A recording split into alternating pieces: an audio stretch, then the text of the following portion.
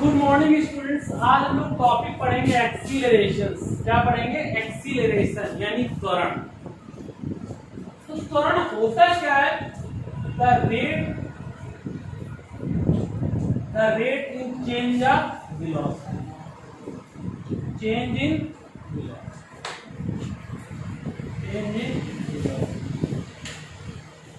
The rate change in velocity, it is known as acceleration. It is known as acceleration. ठीक, acceleration। ये जब इसको हिंदी में त्वरण कहते हैं तो त्वरण वालों ने पढ़ा होगा वेग परिवर्तन की दर को त्वरण कहते हैं। वेग परिवर्तन की दर को त्वरण कहते हैं।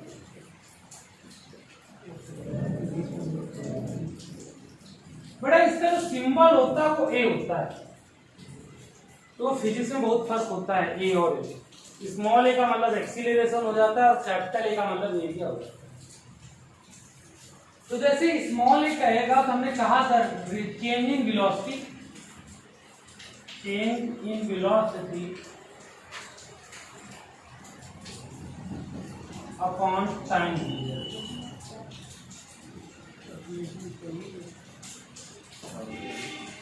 वेग परिवर्तन बटे समय अंतराल।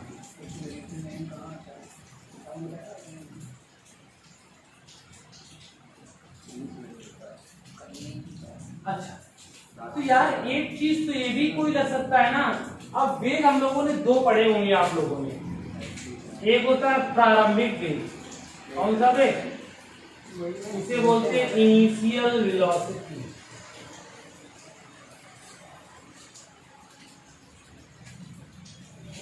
और एक होता है अंतिम वेग, फाइनल वेलोसिटी।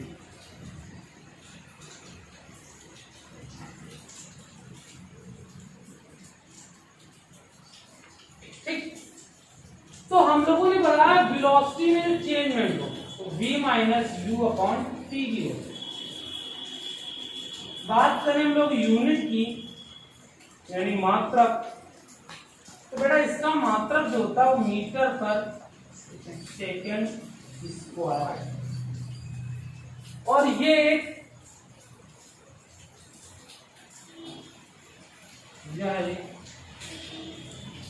कैसी राशि है हमारी? सदिश। सदिश राशि। It is vector quantity.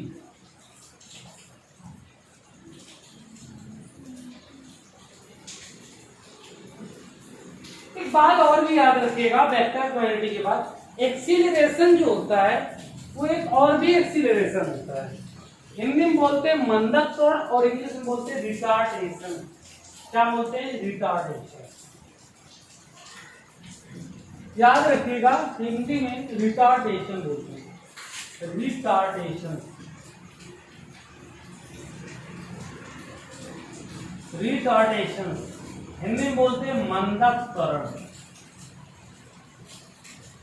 इसका मतलब क्या होता है? जब कभी भी किसी की भी फाइनल वेलोसिटी जीरो और यानी अंतिम वेग क्या होना चाहिए बेटा? जीरो। अंतिम वेग क्या होना चाहिए? और जो त्वरण होता है यानी एक्सीलरेशन होता है वो कैसा हो जाता है? त्वरण कैसा हो जाता है? इस बात को याद रखिएगा, है ना। अब हम लोग कभी भी किसी भी चीज का कुछ स्पेशल ग्राफ पढ़ेंगे। क्या पढ़ेंगे? ग्राफ। तो पहले आएगा नियम। क्या आएगा? नियम। इंग्लिश बोलते हैं कांस्टेंट।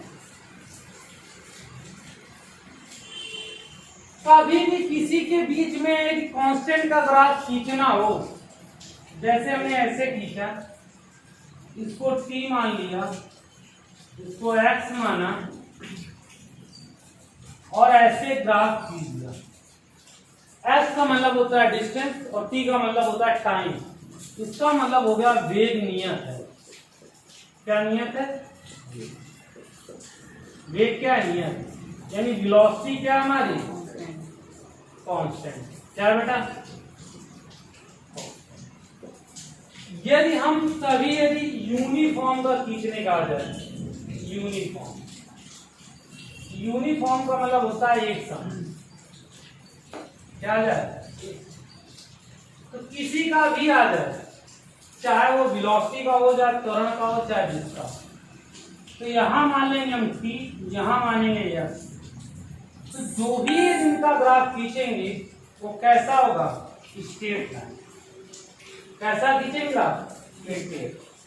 कोई दिक्कत? तो हम हमेशा उनके जो ग्राफ खींचेंगे वो कैसे खींचेंगे? Straight line.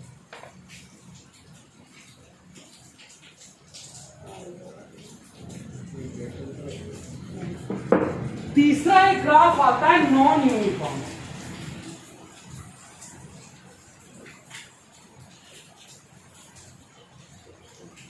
असमान। तो किसी का भी ग्राफ खींचे t और x, इसका मतलब एक इंक्रीज होगा तो दूसरा क्या होगा? डिक्रीज। यदि वेग की बात करें तो यहाँ x और t लिखेंगे, x और t, क्योंकि अभी तक हमने किसकी बात की? वेग, यानी कि वेलोसिटी। वेलोसिटी की बात की। अब यदि हम यहाँ पर बात करें किसकी? त्वरण की। किसकी बात करें? त्वरण, यानी कि वही एक्सीलरेशन। तो यहाँ पर क्या नियत हो जाएगा? वही त्वरण नियत होगा। क्या नियत होगा? ये कांस्टेंट हो जाएगा। और ये जो ग्राफ होगा वो v और t के बीच में खींचेंगे। ग्राफ खींचेंगे तो v और t के बीच इतना अंतर हो जाता है। यदि वेलोसिटी की बात करें तो ग्राफ x और t के बीच में होता है। यदि एक्सीलरेशन की बात करें तो ग्राफ v और t, और कोई चेंजमेंट नहीं। सही है? तो उसका और कोई ग्राफ में कोई चेंजमेंट याद रखिएगा। ओके, तो ये हमारा acceleration and okay uniform, non uniform and constant. Clear? ये होता है। अच्छा, अब आज सबसे मोस्ट एंड इंपॉर्टेंट टॉपिक हम लोग आज पढ़ेंगे और देखेंगे क्या।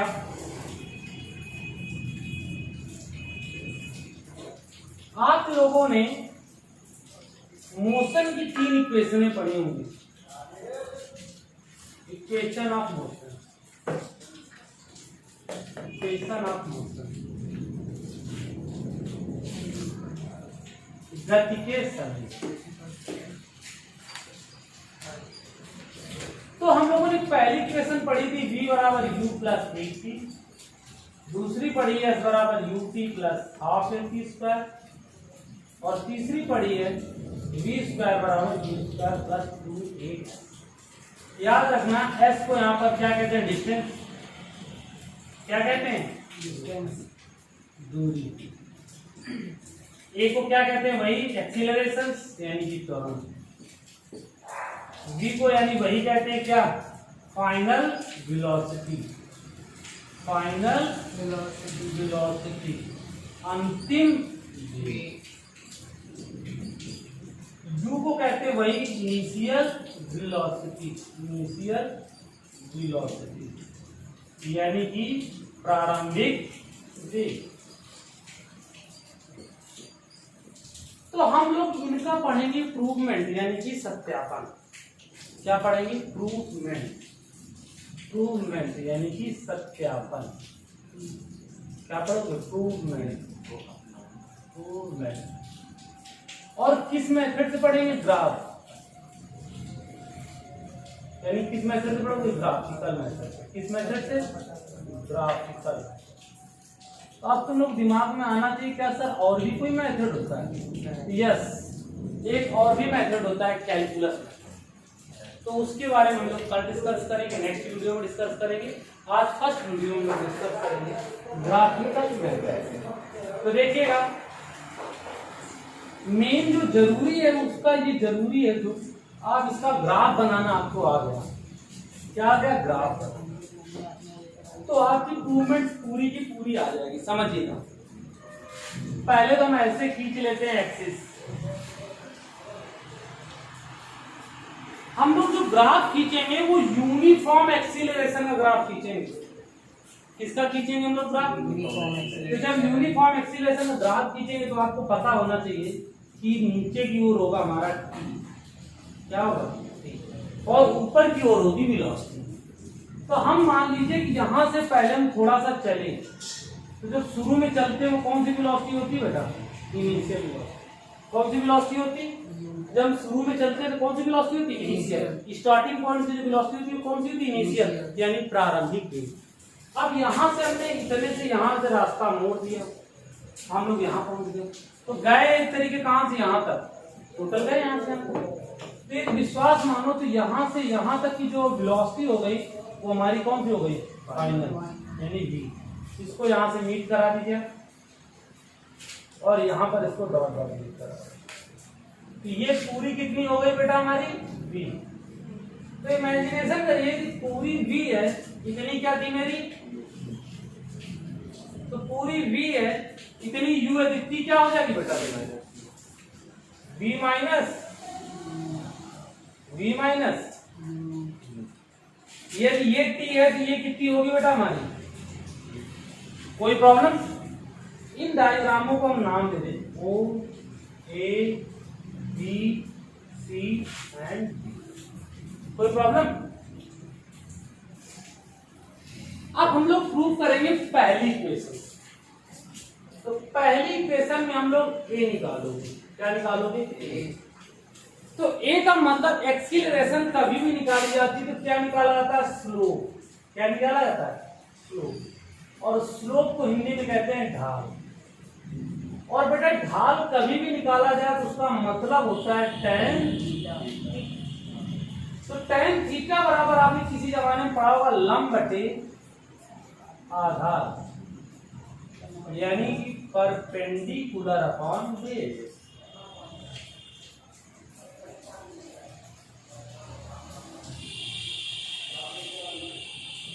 तो परपेंडिकुलर क्या है बेटा? अच्छा, और भी थोड़ा सा इमेजिनेशन करिए। यहां लिख दिया ट्रायंगल CBC। तो परपेंडिकुलर क्या है हमारा? V माइनस U और बेस क्या है हमारा? T equal. तो इसके नीचे 1 मान लो क्रॉस मल्टीप्लाई करो, AT बराबर क्या हो जाएगा? V माइनस U को इधर भेज दो तो प्लस, V बराबर क्या है? U plus. क्लियर हो गया? हम लोग अब प्रूव करेंगे मोशन की सेकेंड। तो लॉजिक याद रखिएगा, आपको कॉन्सेप्ट देखे पड़ेगा। मोशन की इक्वेशन होती है सेकेंड निकालना है, तो उसमें हमको पहले निकालना पड़ेगा डिस्टेंस। अरे डिस्टेंस का मीन्स क्या होता है? डिस्टेंस का मीन्स होता है कितना तुम एरिया कवर कर रहे हो। डिस्टेंस का मीन्स क्या होता है? कितना एरिया कवर, कितना एरिया क्या करते हैं? कवर करते हैं। तो हमने पहले ये चला है, ये आप देखो तो आपको चतुर्भुज दिखाई दे रहा है, नहीं दिखाई दे रहा है ना? इंग्लिश मीडियम वाले रेक्टेंगल दिखाई दे रहा है आपको। तो पहले रेक्टेंगल, एरिया ऑफ रेक्टेंगल या एरिया ऑफ क्या? OABC प्लस एरिया ऑफ किसका? CB।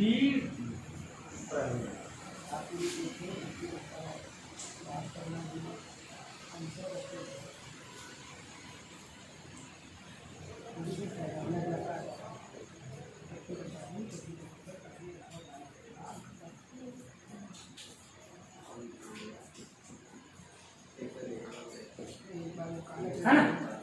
तो यार आपको इसका क्षेत्रफल निकालने का तरीका पता है ना? तो आपने पढ़ा होगा किसी जमाने में, लंबाई गुणे चौड़ाई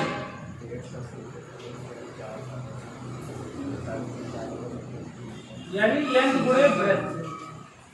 ये भी आपने किसी जमाने में पढ़ा होगा। Base into height, base into height, आधार गुणे लंब। तो देखो लंबाई की कितनी मान है हमारी? लंबाई की बात करें इसकी तो यू है, चौड़ाई क्या हमारी टी, कोई दिक्कत नहीं, प्लस 1/2, आधार क्या हमारा टी, लंब क्या हमारा v माइनस, तो बेटा ut plus 1/t v minus. अब हम लोगों ने समीकरण पहला क्या पढ़ा था, इक्वेशन फर्स्ट, v बराबर u प्लस इधर इसको ले आओगे बराबर क्या होगा, यानी जहां पर v माइनस u है वहां पर क्या रख सकते हो ut प्लस 1/t इंटू 80, यानी ut प्लस 1/2 80 स्क्वायर। ये बेटा s बराबर हो गया, कोई प्रॉब्लम हो नहीं, यदि हो तो आप कमेंट करें, फिर हम देखें क्या प्रॉब्लम है आपको। ओके चलिए,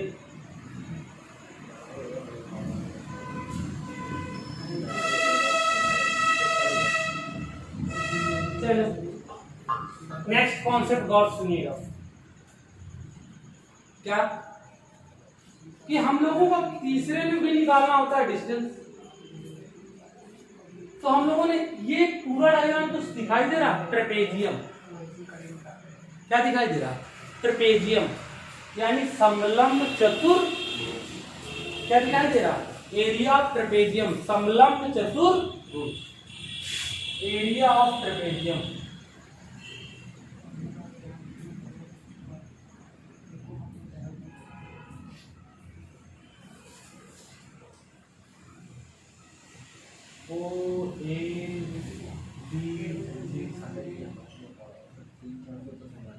समलंब चतुर्भुज का क्षेत्रफल,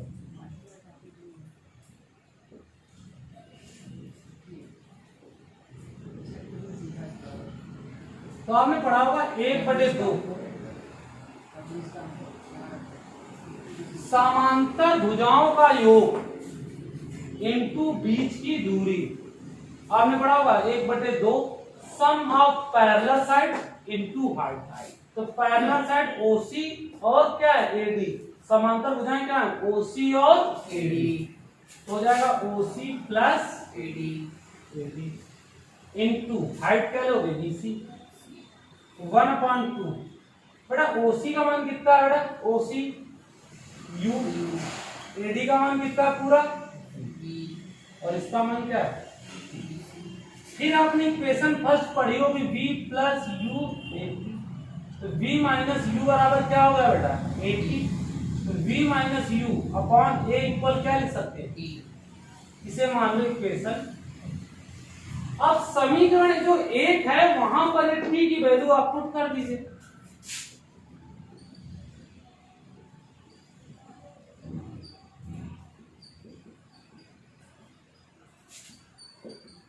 मल्टीप्लाई करा दो, V square minus U square upon 2a, इसके नीचे 1 मानो क्रॉस मल्टीप्लाई, तो 2as इक्वल क्या होगा V square minus U square, इसको इधर रखो U square plus 2as equal V square. कोई प्रॉब्लम होनी भी नहीं चाहिए डिस्कस। तो नेक्स्ट वीडियो हम लोग पढ़ेंगे और वॉच करेंगे कैलकुलस मेथड, हिंदी इंग्लिश दोनों वर्ड सेम ही हैं आपके, कैलकुलस